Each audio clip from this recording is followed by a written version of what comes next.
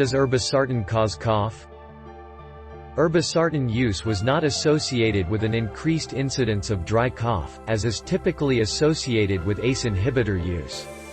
In placebo-controlled studies, the incidence of cough in irbesartan-treated patients was 2.8% versus 2.7% in patients receiving placebo.